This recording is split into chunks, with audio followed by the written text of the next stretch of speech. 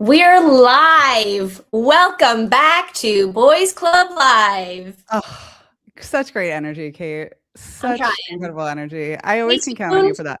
We may or may not be giving away a bunch of money, so you got to get in the chat, and that's how we're going to pick our potential, possible, maybe winner. I love that. Mr. Beast meets Boys Club Live.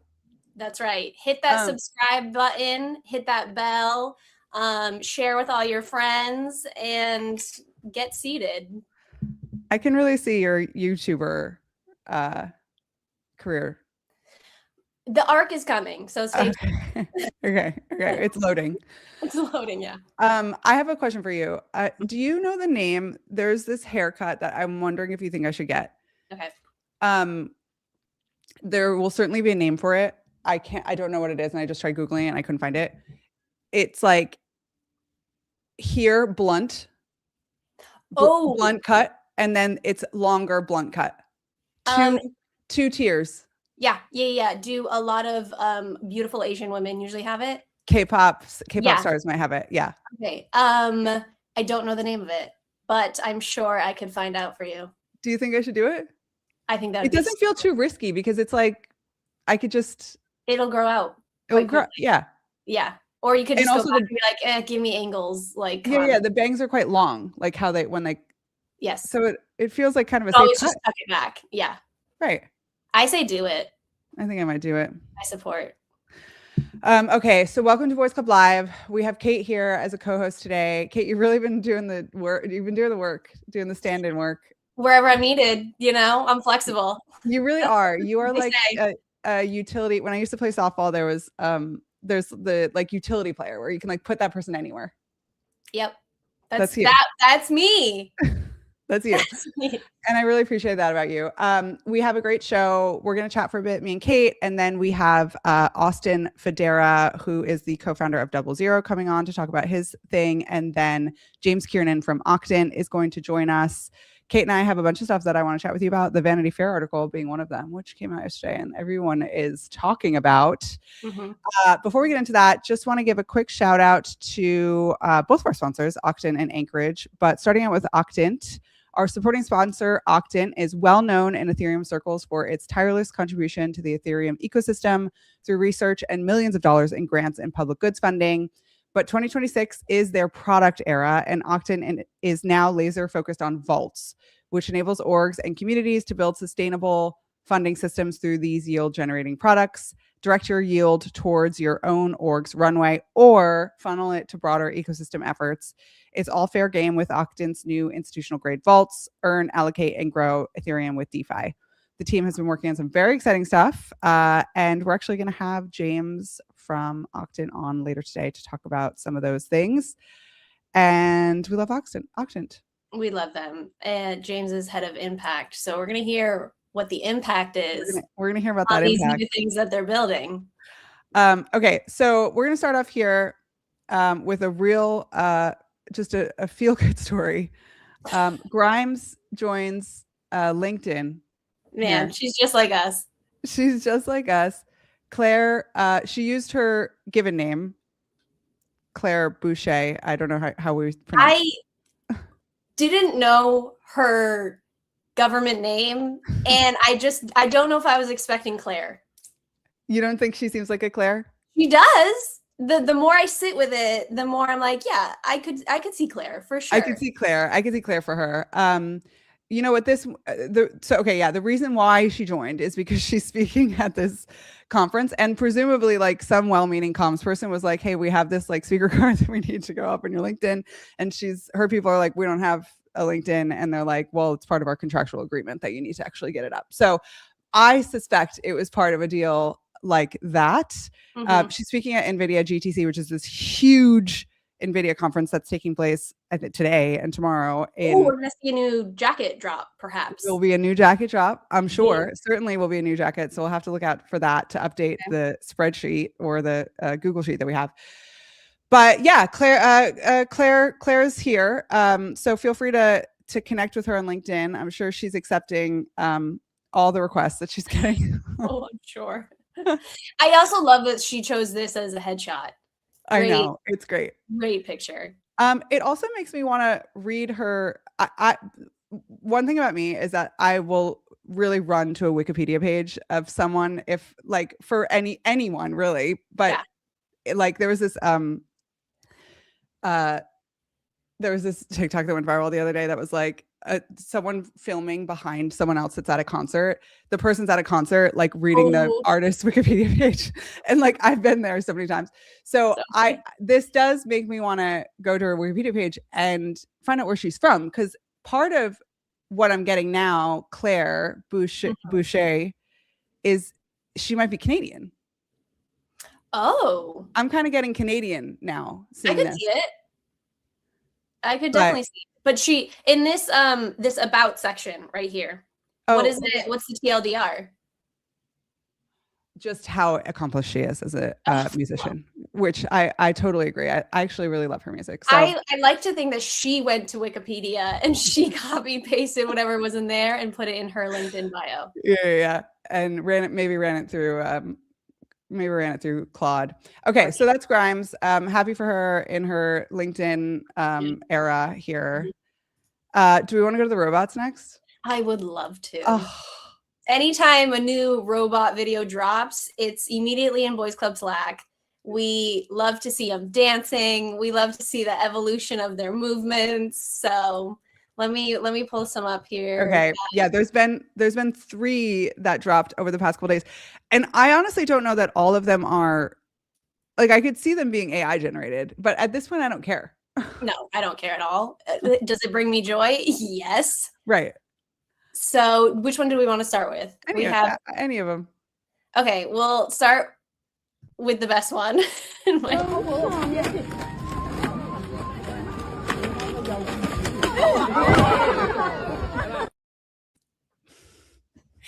gets me every time. It's so I love everyone in the crowd being like, "Oh."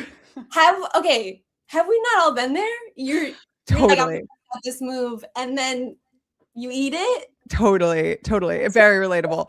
I also think there's something about it being in the dress too that makes it like extra funny. That feels like a film where 2 kids are stacked on top of each other trying to disguise themselves as a human in the trench coat. In the trench coat, exactly.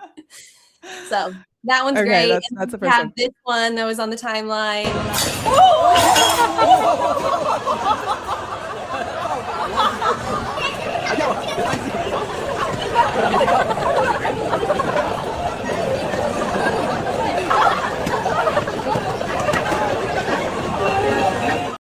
So plates and I think our mics are potentially muted when it's playing, but to describe it for the listener, there's a robot at a hot pot restaurant, and it's a worker, I guess. It's doing its thing, working, and then all of a sudden just busts. It's like, never mind, I don't want to work, I'm just gonna dance. And the employers are trying to calm it down, and it feels like it's resisting the urge to be told to not dance, and it just keeps pushing further the dance moves. Really funny. It needs like 4 people to restrain it from dancing. Really funny stuff. Almost certainly AI, but really, honestly, a good bit either way. And they deserve all the views that they're getting currently. Absolutely. If you can make that, like, I support it. Totally. And then the last one here is robots playing tennis. So for the listener, we're about to watch a video where someone is using a robot as like a training partner, it seems. But it does seem like, you're not challenging whoever the robot at this point. What we're seeing in the video is, you can lob it back and forth like you would play with a 5-year-old. That's like, can I play? And you're like, okay, we're not going to go hard here. I might have to go chase some balls, but sure. I mean, it's still what? It's still playing tennis. I mean, no, it's super impressive. Let me say that. No, I don't mean to offend the robot. It has it's very impressive, but here we go.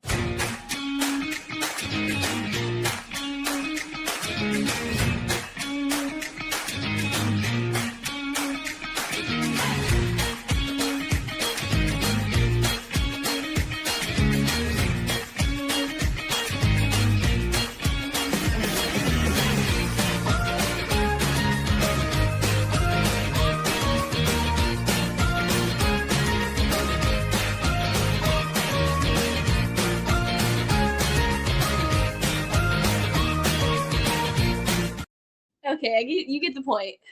Yeah, this one's much more earnest. And it seems to be like a very legitimate like training demonstration for this robot. What I will say, what's striking about that video is all the micro movements it needs to do in order to stay presumably balanced and to be able to then react to the ball that's coming in its direction. So like that's and I think that like realistic. We take that for granted as humans, but like you see it and you're like, oh yeah, actually like we are always balancing. Wow. Makes you think. Really makes you think. Really honestly, makes you think. I mean, you get the close up and it's like doing the you know when they teach you on tennis, volleyball, they're like loose feet, stay on your toes. That's what it's learning. That's what it's doing. Do you play tennis? You seem to have. Not. I was more of a team sport gal. Yeah. And I played all the team sports, but it's impressive also because I thought it was funny that the human, I mean, at any point could have smoked this robot, but still, like it's doing the okay. I'm ready. I'm juking. I'm moving. Good crazy stuff. We're living in the future. More. Please. Okay, let's get the we have a very special debut for this live stream right now, which Cait, I know we worked very hard on, and you really honestly like really outdid yourself. So quick shout out to our sponsor Anchorage. We have a very special guest from Anchorage that's going to be joining next week's show, so be sure to tune in for that. But in the meantime, we're gonna roll this video. Roll the tape. Let's see it. See this? This is your cap table. You made it in Google Sheets at midnight. It's got 47 tabs, 3 conflicting versions, and you're emailing investors one by one, asking for wallet addresses manually in 2026. Why are you working twice as hard?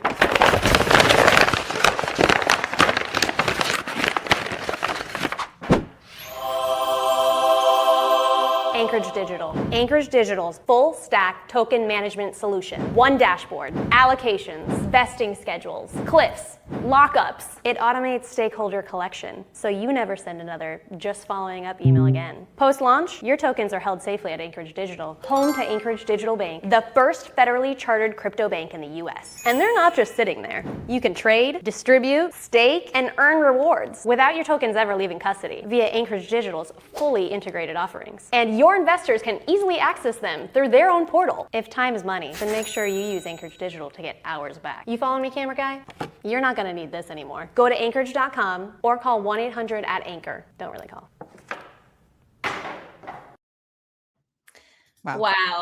Wow. She's a star. Stunned. Okay, so we love Anchorage. They have been such a great partner and let us really given us a very long leash to do some creative work for them. But they have all these really incredible resources and tools for founders and protocol builders. So you should definitely go check them out. Incredible work, Cait, on that ad. A few things stood out to me. One, so the reference was Billy. ShamWow. Yeah. ShamWow ad. And the one thing I can always trust you to do is to be able to follow a styling brief. Like look at this, the styling of the ShamWow guy and completely nail it. So you're wearing like an oversized polo shirt and like it just really nails the energy. Natasha taped the microphone to me. Really good stuff. So we love Anchorage. Time is money. Go with Anchorage. Seriously, really good stuff there. Okay, let's chat briefly before our first guest joins about this Vanity Fair article. Yeah. So did you see my Gigi when I asked Gigi Claudine? I did. Yeah, I did see that. I did see that. So for those who don't know, we have a OpenClaw bot in our Slack, and it's so fun to see the various moments that people will call on Gigi. And this was one moment that we dropped, this link got dropped into our Slack, and Cait asked Gigi, our OpenClaw, for an explainer, and it did an okay job. It did. Well, I wouldn't know because I needed the explainer, but. Right. Okay. So this Vanity Fair article drops. Is my screen being shared? Okay, great. This dropped yesterday. Crypto's true believers demand to be taken seriously with this big flashy photo shoot. It's a long piece, lots of lots of photography, basically profiling a bunch of very high profile crypto people from across the landscape. They have Meltem, who's an investor, Olaf, this guy here, who was early Coinbase. He's also an investor. They have two of the OpenSea people, Kathy Wood, who is an investor, but like just has a big institutional fund. And then Danny Ryan, who early big Ethereum Foundation, now runs Etherealize. So lots of different kinds of people that they profiled, and they put them in this, I don't know, this is not a real photo shoot. They presumably... Oh, like, the place the TLDR had the place where one of these guys owns the place that it was shot in. Oh, okay. Got it. I thought it was shot at a hotel. Anyway, this dropped yesterday, and the timeline could not handle it. The crypto Twitter could not handle it. Could not handle it. Like what was the sentiment? It seemed so the Twitter, when they say what's trending? Yes. That's all I saw. I was like, okay, so there's mockery, there's madness, there's people don't like it. Okay, here's what basically the piece did. It was not surprising as a piece in any way. Like, it was a very typical of like what I'll call quote unquote mainstream coverage of crypto, in that like the author like clearly kind of hates crypto, or like thinks that the people and the stuff that happens in this industry is ridiculous. And they are, right? Okay. Like, and there is so much ridiculous stuff that you can point to. But I think like the framing of it generally, like especially in the headline, like crypto demands to be taken seriously. And then like basically the piece is a bunch of anecdotes about how like very ridiculous yachts and people buying IDs for countries in Micronesia so that they could trade. And like, so it's that type of thing, which is nothing new. Also like, not surprising, and also not false. Like there's so much stupid and crazy shit that happens in this industry that it's like, yeah, like totally fair. Like this is, you know what I mean? Like I guess it was like people got really upset about it, like painting crypto in the wrong light. And I'm like that none of what this person is saying is false. Right. They are cherry picking the most ridiculous things to showcase in the article. Okay, so you felt the tone was, I'm going to ask you a question, but I want you to seem stupid. Or it was more like the author like pulled in stories of like for example, she tells a story about the OpenSea guy like having basically like a whole floor of stylists and like makeup artists, like really shoot, yeah, and like I kind of want to look into that now. Yeah, no, you should definitely read it. So anyway, all that's to say, like, I actually didn't mind it. Like, I kind of read it and I was like, this is kind of like really entertaining. Like, I thought it was, I think the crypto industry is ridiculous. And I think like, it was like kind of a fair read on it. She cherry picked a bunch of stuff that is extra ridiculous, as you would do if you were a writer. Of course. But I will say a couple of things stood out. One, Meltem has some incredible quotes. Like, I think someone needs to just pull, maybe we could do this today, pull a bunch of the quotes and like just a thread of them. She like really understood the assignment and like smashed it out of the park. She talks about how, like, just incredible. She talks about how the sort of one of the sort of through lines of the piece is about how crypto is this like religious, sort of semi-religious movement, and that there's like the level of fervor and belief that that people have is similar to that of a religious movement, and that like it kind of has to, or at least it had to in the early days, in order to build and grow in the way that it did. And then Meltem's talking about like, yeah, but like every asset class has a creation myth, and crypto people are like the only people who are self-aware to like admit that it functions as faith. So she has like this whole bit that's like, yeah, we're just like the only ones that are like willing to, like, there was just a real self-awareness and like willingness to be like, yeah, so does the dollar in a way, you know? And so anyway, she really nailed it. And I think also just generally, like, it was a bunch of examples of like, there's this one example where this guy, like, he comes into the photo shoot and he had been like out at a rave or whatever, or like at a club, and he's like, I'm hungover. And I'm just like, I'm not going to get mad at people for being unconventional and living their lives. Like that was meant to be sort of mocking. But to me, I'm like, who cares? Like that, Yeah. that guy goes to a rave and he's like, whatever, in his 40s or 50s. I just like, there's some stuff that was like meant to be fuel for that like outrage. And I'm like, I don't know. You guys are like, anyway. If people are getting mad, you know, people get mad at other people's lives when they're just living their life and not hurting anybody, but potentially themselves. Like, hey, none of my business. Totally. None of my business. Okay. Couple more things that I want to bring Austin up. One thing that they did really well, the author did really well, was they talked about sort of the arc of crypto going from being this like apolitical thing, if not like a little bit libertarian thing, to getting sucked into the vortex of the Trump politics, and then the cost of that and like what that has meant for the industry over the past like whatever year and a half. So I think they did a really good job at speaking to that. But I think one other last piece, Danny Ryan from the Ethereum Foundation, or now Etherealize, he's the one guy who's barefoot. And for the record, I can't the barefoot thing, like personally is a trigger for me, but like that was kind of set up as like him being like a sideshow kind of, but like they didn't give him any time to like talk about the work that he does and like why there's this religious fervor about the technology. Like he would have been the one perfect guy to talk about that, and they like didn't give him the time to do that. They were just like, haha, he's like barefoot. And I was like, that's kind of hilarious. Yeah. I'm like, that's kind of, I don't know. I didn't like that. That's fair. That's fair. Okay, so that's a Vanity Fair piece. Cait, thank you so much for joining us. I'm gonna bring Austin up. I'm gonna remove myself. Okay, great. Hi, Austin. Hey there. How you doing? How you doing?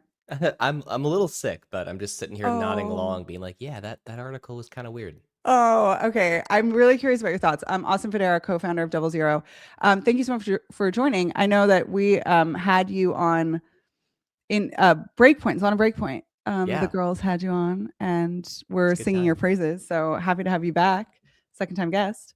What did you think of the piece? I just have to sigh because it could have been done very well. Yeah. And it just felt to me like, is there no one who has ever run comms at any of these people's organizations that like could have had a little bit of a heavier hand in it? Mm-hmm. Just the photo shoot alone. I mean, the actual, like, as you're saying, Melton's got some great quotes. There's a lot of like actually pretty decent content in it, but like anyone could have just said like, look, they're trying to make you guys look like a bunch of magicians. Yeah, totally. I see that. I thought Melton came off, honestly, I was like, I bow at the altar of, but I think that in particular, the OpenSea guys, I think they did not come off well. Okay, so Vanity Fair does this stuff every once in a while where they go to New York and they find like the largest personality that they could sort of justify writing about somehow, and they like do a whole spread on them. Like this has happened to this has happened to like some people I know as well, and it's like they kind of like shoehorn this weird story in that doesn't really make any sense, but it's just kind of an excuse to get the photos taken. And I feel like there is a little bit of like someone wanted the photo and they like built a story around it.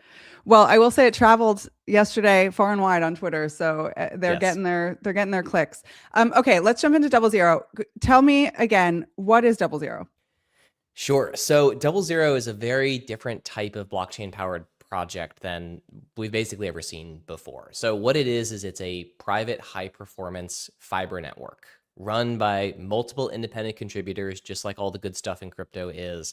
And really what it's designed to do is let protocol developers and operators and traders use technology that's not available on the public internet and use the same type of technology that Wall Street's been using for, 2 decades or more.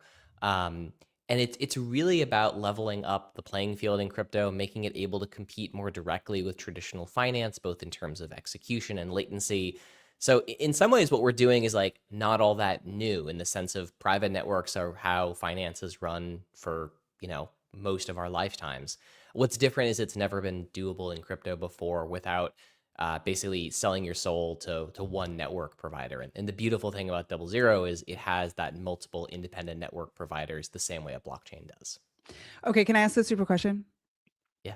Okay, so my understanding is that there's like kind of a parallel between what you are building and similar to like TradFi, like hedge funds, the sort of high frequency traders, like the pipes that come in that gives them information asymmetry, basically, like it lets them be able to trade faster and get data quicker. And that's basically what you're doing for crypto, but in a way that is more decentralized, readily available. Like, is that a fair categorization?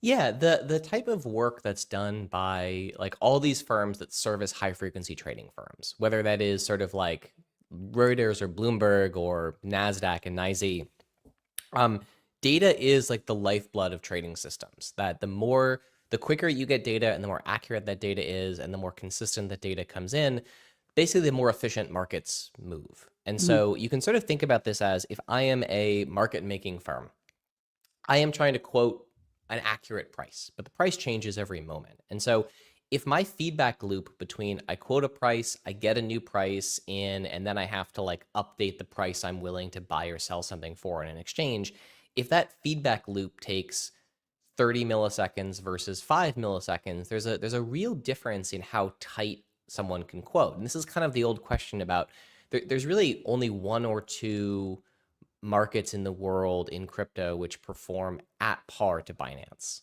And there's a reason for this, is that Binance has a pretty fast exchange. Now, they're actually quite slow compared to like NYSE and NASDAQ, but like they're a pretty good exchange. And so pricing gets updated really quickly. If you're trading on, Uniswap or something like that, Uniswap's a great product, but it's not going to have that like up to the microsecond pricing. And if you're a retail user, you may not particularly care. That, the difference in a $2 movement in the price of Ether is probably not material to you unless you're, doing millions and millions of dollars. But that is the aspiration of crypto, that this is a replacement to the traditional financial system. And so a lot of this stuff comes down to, how do you increase like the accuracy of price quotes for users? How do you get better pricing on chain? How do we start pulling price discovery away? Most people don't realize this, but there's almost no crypto assets where the price is actually set on chain. It's almost all set by the Binance, because Binance has the majority of the volume.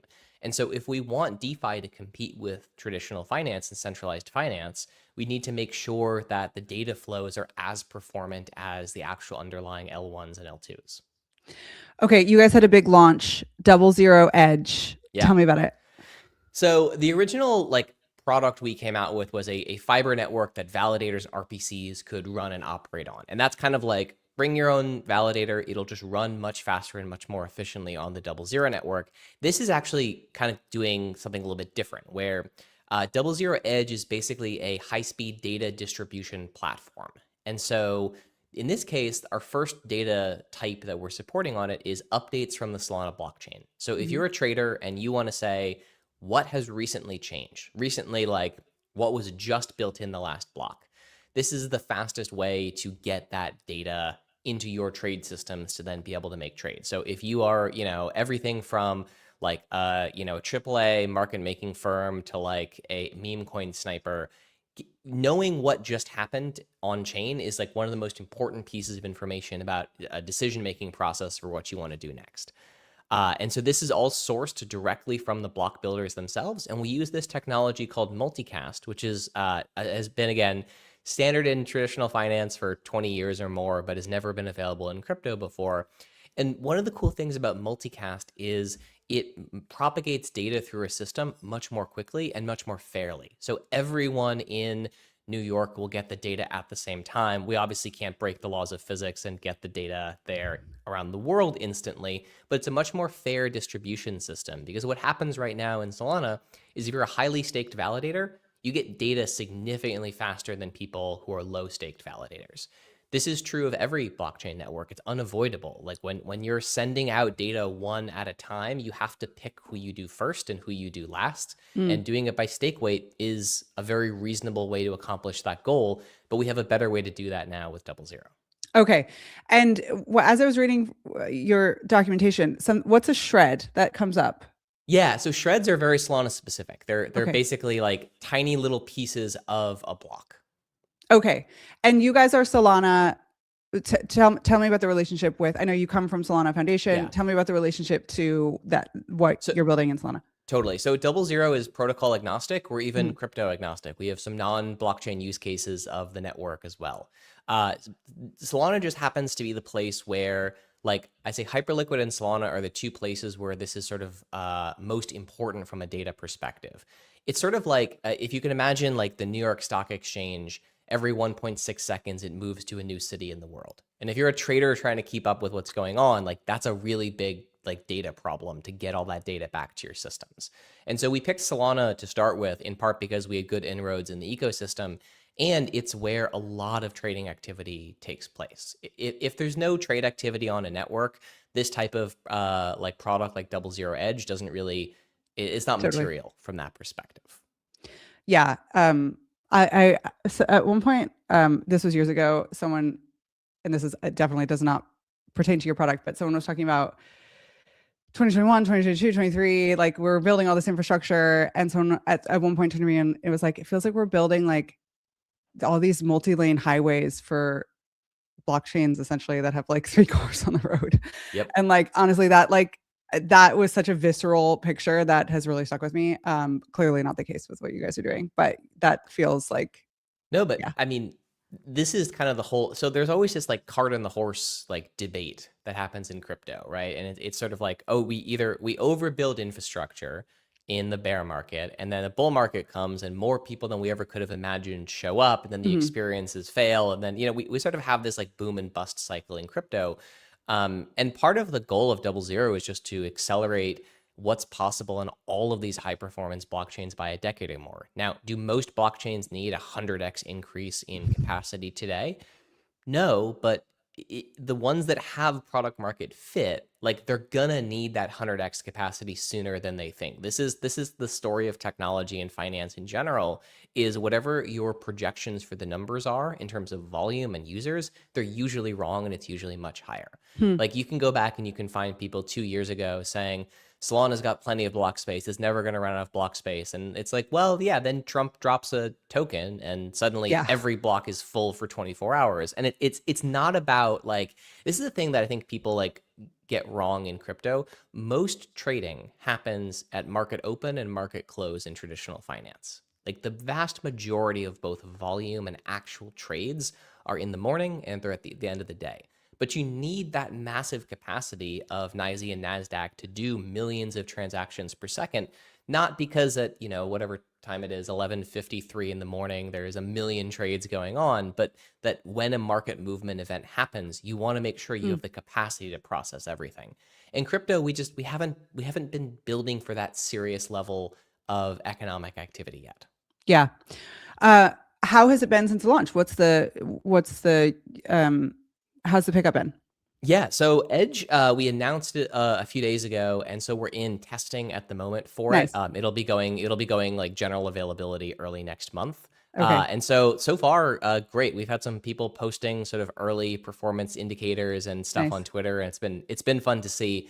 But one of the hard things with explaining a product like this is the advantage it gives you depends where you are in the world and where you're trying to talk to. So okay, say more about that. Yeah, it's a very different type of thing where you know, Solana can say 400 millisecond block times, 65,000 transactions per second. For DoubleZero, it's like, yeah, if you're located in London, you may be receiving Solana block data up to, you know, 125 milliseconds faster than you would be through any other type of system. But that number is going to be different if you're in Salt Lake City or different if you're in Tokyo. So it's a much more complicated, like, nerdy product to try and explain to folks, but we've seen huge interest from traders, market makers, exchanges, all those sort of folks. Are you like, as I hear you talking about this, I'm like, are you building a Bloomberg terminal like eventually?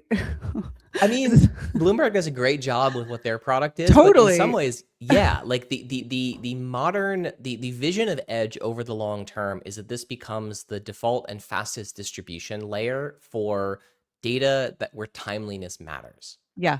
And, you know, the beautiful thing about crypto is that happen, you know, in TradFi, there are maybe 7 cities in the world that really matter from a data perspective. There's a lot of secondary markets that are like nice to trade on, but like price discovery happens in New York, it happens in Chicago, it happens a little bit in like, the Nikkei happens a little bit in London, but for the most part, like there's not actually that many markets you need to wire up.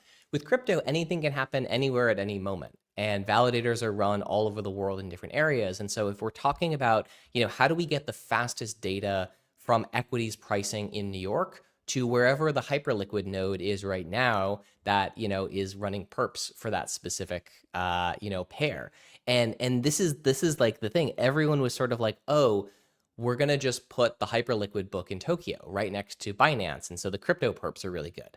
That's totally true. But what about equities? Equities are generated in New York. What about commodities? Some commodities come from Chicago. Some come from other places in the world. So what we basically see is like, as we sort of see this neo finance taking off and expanding, we're gonna like decentralize where price discovery happens over time for different types of assets. And you need this giant data network moving this data as quickly as possible all around to actually make these types of things work. Or else what you basically see are just massive price discrepancies. Like one of the most interesting things about the 1010 flash crash was how poorly crypto arbitraged that event.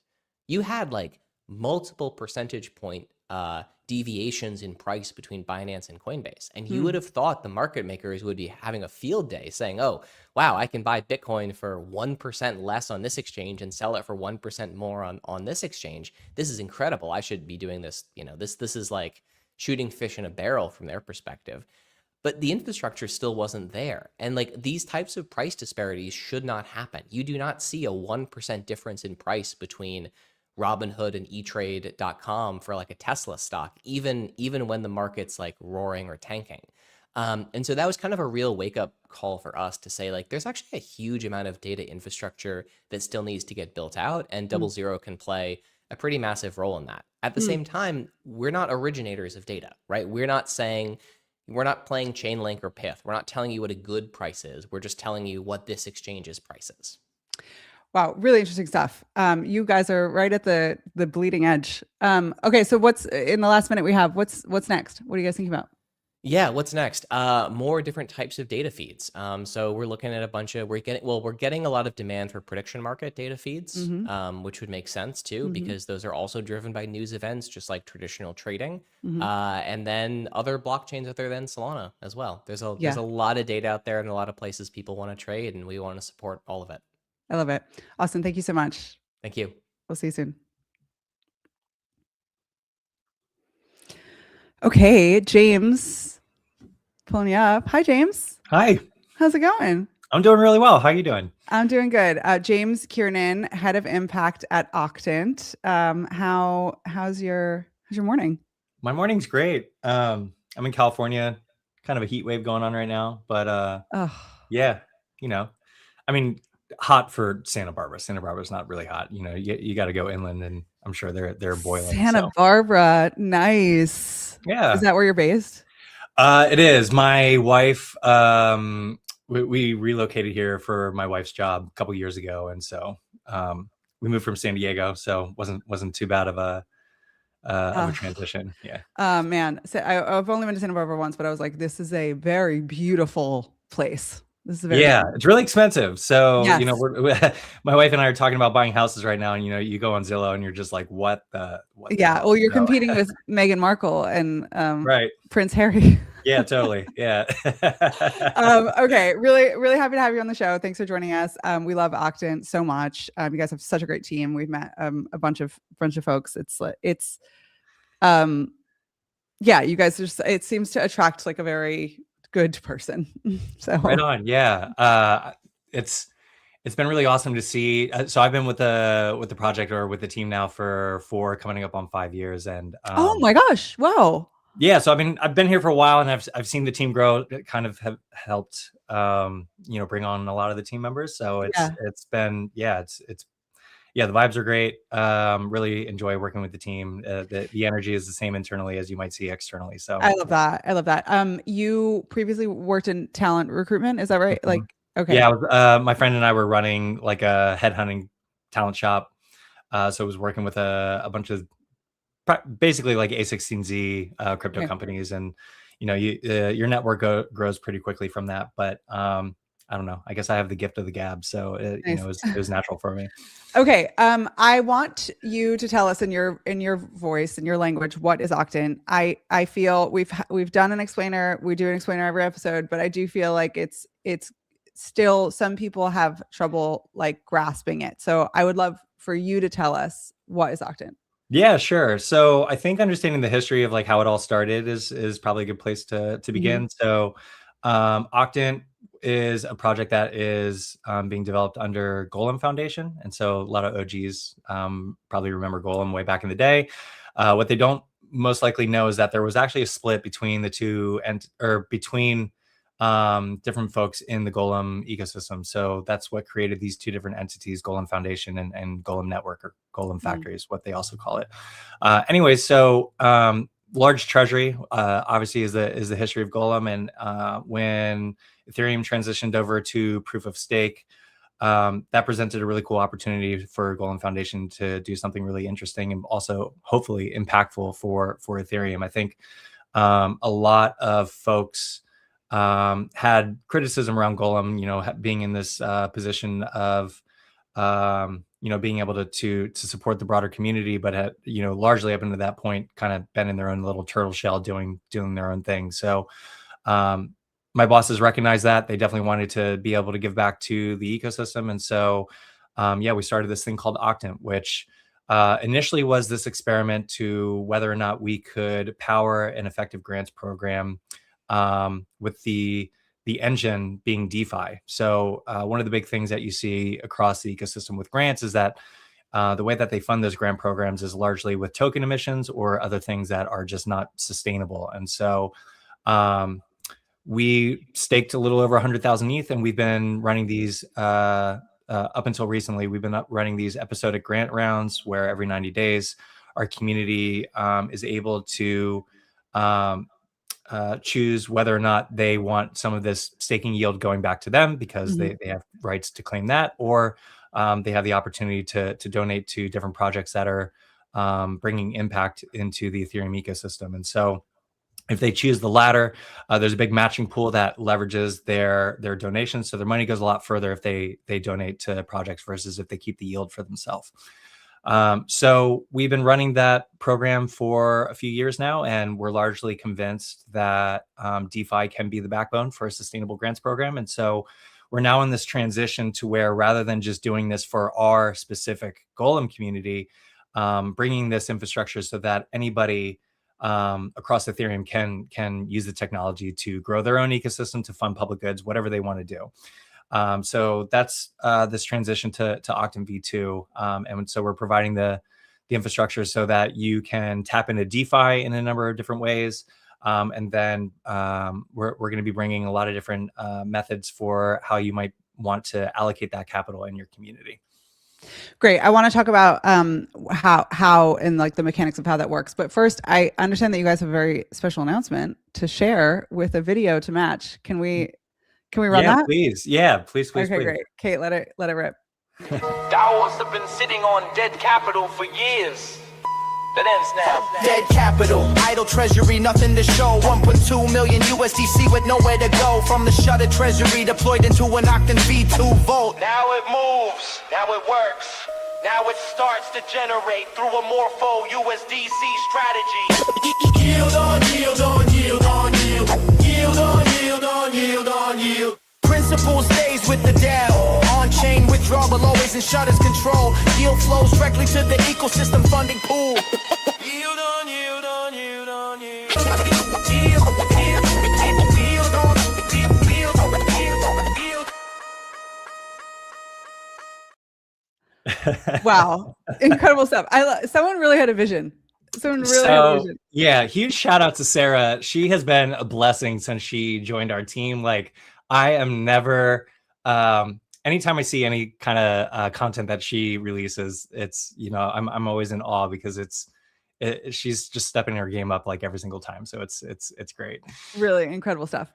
Okay, so Shutter DAO, the essence of the announcement is a partnership with Shutter DAO. So can you tell us a little bit about that? Yeah. So Shutter DAO 0x36 has been a ecosystem or project that's been participating with Octant, I think all the way since our Epoch 3, which was a couple years ago. And so their community largely has been, engaging with us and understanding the mechanics of how Octant works. And so, as we started to highlight or make announcements around this transition to where other communities could basically use the same technology that we've been largely using for the GLM ecosystem, a couple of them reached out to me and decided, what does that look like? And so we've been working with their DAO and sharing with them that there's these different pieces or these different products that they could utilize to grow their own ecosystem. And so just last Friday, the DAO proposal passed, where they put $1.2 million of USDC into an Octant vault, which is now generating yield. And so that yield is then going to be going to a funding pool where their community is going to be able to allocate to different projects that are growing the Shutter ecosystem. That's awesome. Congratulations on that. I'm curious. One thing that as I'm hearing you talk about this, that just as a curiosity, is what the reason would be for Shutter DAO or whomever is using any org that's using the Octant vaults, the purpose that they would use your vaults instead of running their own DeFi strategies. Like, can you talk a little bit more about that? Yeah, so the big thing, there's a number of things in there, but the big thing that separates our vaults, no pun intended, with others is that principal, capital, and yield are split. And so you can maintain different positions while still funding things that you want to fund with these vaults. And so when you go through the onboarding flow, one of the things that is unique is that there's a payment splitter in there, and it allows you to define, where do you want your yield going? So it could go back to you, or a portion go back to you, a portion go to Protocol Guild or some other project that you're really passionate about. It could be 10 different projects, and you have the ability to weight that exactly how you want.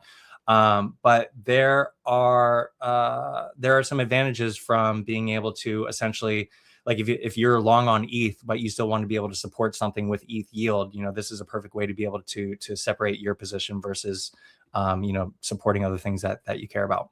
So there's this programmatic routing to wherever you want it to go versus a traditional vault setup would have that just go back to reinvest in the whatever.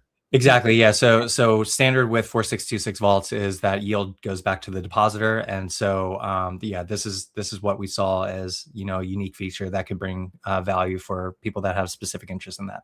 Yeah. Cool. Okay. I want to talk about Octant V2. I was playing around with it yesterday. First of all, the design is so fun. And shout out to whoever it is that's doing your product design. Right on. The illustrations are really, it's all like really fresh compared to other, crypto products that I've used. But it seems like there's the opportunity for orgs to do this vaulting and yield management or routing, but also individuals as well. So can you walk me through a little bit how that works? Yeah. So the vaults anybody can use to deploy capital, and like I said before, have that yield programmatically sent to whatever destination they want. On the other side of that, we're building a few different products. One of them is going to allow for communities to basically corral their community and facilitates them to be able to lock their tokens into a contract so that they're able to get governance over some kind of funding pool, which could be funded by a vault. So there's kind of these different pieces that are able to be connected together if that's what you want to do. Some folks are just using the vaults by themselves, and then they have different ways in how they want to allocate, and they're not going to be touching the products that we're building for allocation. Others might want to have their own kind of DeFi positions that we don't offer with our vaults, and then have that sent to a funding pool, and they maybe do want to use our allocation method. So there's a modular kind of product suite that allows you to kind of pick and choose what you need from Octant V2 to meet your goals, and then you can use whatever other technologies exist outside of that as well, and kind of plug them into the system. But going back to what you were talking about, so what you're seeing here is the ability to lock GLM tokens, and so this is going to be specifically for the Golem community. So if you have GLM tokens, you lock them into this smart contract, and then that is going to bring you ETH rewards that we generate from our staking operation. So we'll be running now rounds that are going to be released hopefully in you'll see the first round somewhere around May. Nice. But yeah, so as a user comes in, they lock their tokens, they generate yield, and then later on you'll be able to see different funding events that are taking place.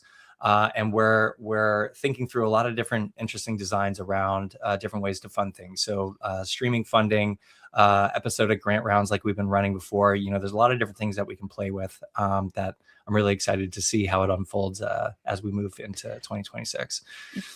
One thing I really like about this is that when I was clicking around yesterday, I was like, I landed on the docs, and usually docs, I'm like, oh, docs, like I'm in I'm in docs, like I'm going to see a wall of text that is going to be, I'm unable to parse.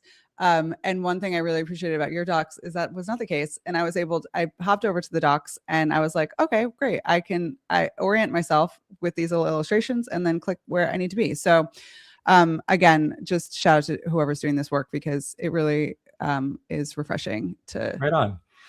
Well, I think that's also feedback from what I've received. So like, you start talking about vaults, you start talking about an application to lock tokens and like all these different pieces, and people are just like, oh my gosh, what the hell are you talking about right now? So, being able to break it out so it's digestible to somebody who's coming in fresh was something that we needed to orient around pretty quickly. Yeah, I think you guys know that. Okay, so what's next? I know you guys have some fun stuff cooking. Tell us a little bit about what you guys are working on.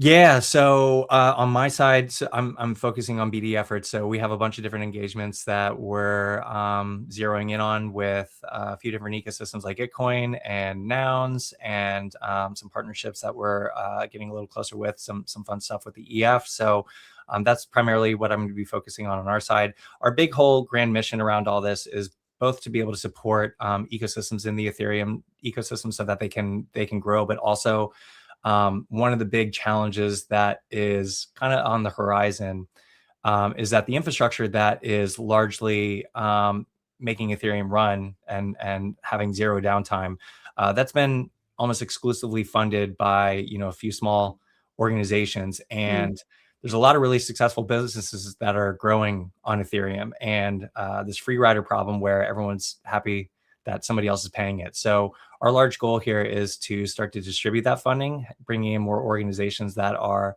doing quite well on Ethereum to give back, because this whole public goods funding or infrastructure funding as a charity is not working, and eventually it's going to come to a halt. Teams that are building this infra that everyone's relying upon, they need to get funded at the end of the day. So this is our goal, is making sure Ethereum runs for another 100 years with no funding problems into that. I heard. So if you're listening and you're one of those free riders, this was your call to action to start giving back, start paying your dues. I think that's so important. Okay, last question here. What did you think of the Vanity Fair article? The Vanity Fair article. I mean, I don't have any initial reactions to it. No worries. Yeah. It was mostly honestly, the thing I would be most curious about is they did a photo shoot of Danny Ryan barefoot, and he was featured in it, and would be curious what you think about that. Did he have a shirt off? Because I've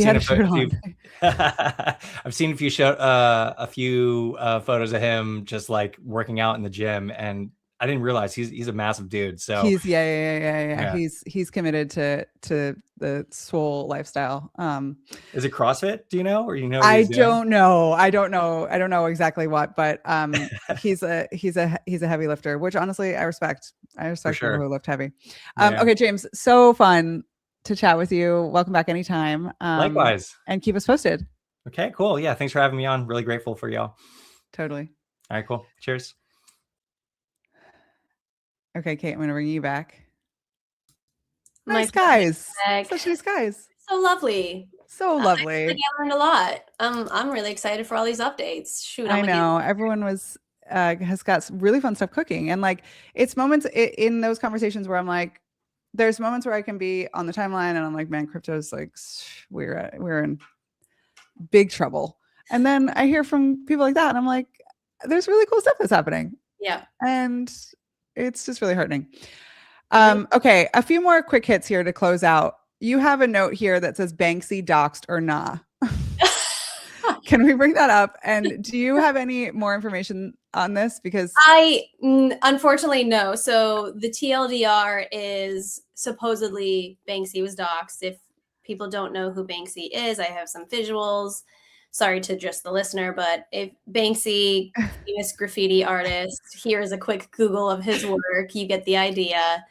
And everyone thought, oh man, Banksy's so cool. I was a huge fan. You know, me, like, you were, Cait. Oh. Yeah. Well, not like of the messaging, but I was just like, graffiti art, so cool. Yeah.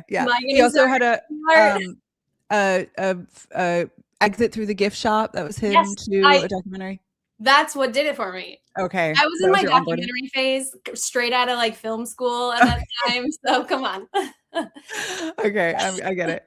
So then you expect him to look like super cool. I don't know. You just picture this cool dude, and supposedly, you know, not to hate on if he doesn't meet your expectations, but this is the image that's circulating, and people are talking about it. But then you see the community note. So it's breaking the value of Banksy pieces are plummeting after it was revealed he's, quote, an old fat guy, which rude. But then we see a community note, and the community note says this man is not Banksy. He is George, whatever, age 67. He's simply assisting his son, who owns the block of flats where the mural appeared. Oh my gosh. So that's not Banksy. I don't know. Comment down below if you know or if you fact checked this. But I just thought, wow. Look what's happening. And not a lot of people are talking about it. Okay, so wait. Hold on. Are you Googling it? Okay, wait. After decades of mystery, Banksy is fine. Okay, it's the same guy. People don't know. He's not. I don't think he has. I'm gonna say that's not Banksy. That's not my Banksy. Yeah, that's the same image is being shared in all of these stories that are saying he's doxed. And if that guy is there's two. One, they look very similar though. He looks like he's just hard at work. This George man. Totally. Also, the premise of this story being like doesn't look cool enough to be an artist. I think you guys haven't met enough artists because you know what I mean? Like I feel like I sat with it for a moment. I'm like, no, this looks exactly like totally like if that was Banksy, I'd be like, yeah, totally, that checks out. And I think people who are having that type of reaction, it reveals to them that like their world is this big, because like that's what a lot of artists, in my opinion, are like haggard kind of people that like whatever. So anyway, that's my take on that. Okay, you have a couple other quick hits here. Do you want to run through them? Sure. Let me pull it up. Okay, what do we got here? Very quick hit was, let me pull up the image. A basketball costs $100 now. Is that true? Look at the prices. If you zoom into this photo, unless it's AI, but part of me is like, no way. And then I'm like, you know what? Maybe, because we got some Wilson, Spalding, all in the 99 to 104 range. I mean, it does look like a high quality. And I would like to just say, I'm pretty sure I bought this for $30. So yeah, but you don't have the Spalding. I don't have the Spalding. Spalding was my go-to, but this is just an Under Armour. So maybe Under Armour's cheaper. I will say that related to this, Dave took the kids out last week to Costco for lunch. I tweeted about this. I was like, where are you going? And he's like, I'm going to take the kids to Costco for lunch. And I was like, do you have anything you need to get there? Or you're just like, that's the food destination. And he's like, that's where they want to go. That's where I want to go. So that's where we're going. Anyway, part of that trip was he was going to go. He had heard that through his soccer club that there's cheap soccer balls that are sold at Ross Dress for Less. I know you guys don't have Ross in New York, but we have Ross. I know Ross. You know Ross. Always next to a TJ Maxx. Yes, exactly. So Ross has cheap soccer balls. That's the rumor that the football guys in Nashville are saying. So keep it. I know. I don't think we have a lot of Nashville soccer guys listening, but fair. I'm not too concerned. Okay, one more here. The John Galliano, maybe? Sure. Okay, so John Galliano, did I not upload the photo of him? No worries. Okay, so John Galliano, who is famous for the 2004, I mean, so many things, but more recently, people might know him. He's a creative director, designer.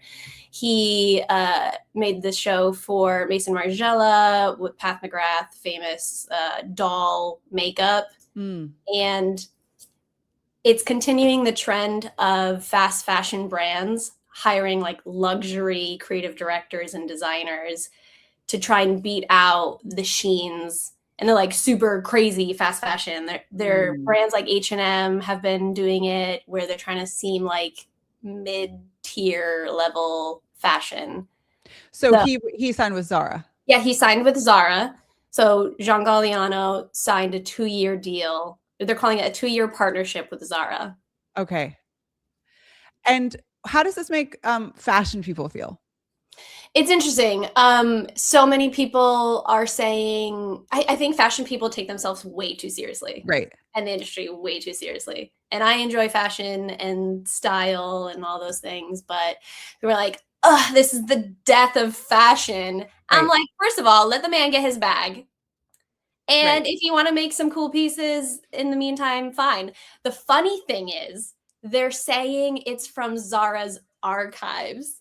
Okay. Which is hilarious. And I guess the quote he gave, or what people are saying, the headlines were like, he's been looking at the Zara archives and he thinks they're interesting and he has ideas. And then you see memes and it's someone like walking the aisles of a grocery store with empty shelves. And they're like grabbing at nothing. And it's like Zara's archives. Nice. What? Zara's archives. Okay. Right. Like what does he mean though? Supposedly they're going to dig into old collections. Okay. And upcycle them. The message here is supposed to speak to Zara's trying to get away from seeming like a wasteful brand. It's a sustainability move. Yeah. Which I'm going to do a video on this, but we are going to see the rise of sustainability in a sense of before we cared about it. In 2018, it was all the talk about, oh, this is sustainable. And that's kind of coming back with AI and whatnot. Oh, interesting. Like, how do we get brands to care about our fashion brand? Because everybody's got a fashion brand now. Yeah. Kind of exhausting. Okay, speaking of, this is just on a personal note. If anyone is here for really just work stuff, feel free to drop off now. But I don't. We might be picking a winner and giving away a lot of money. But I do want to say that one thing that you are uniquely talented at is shopping for dupes.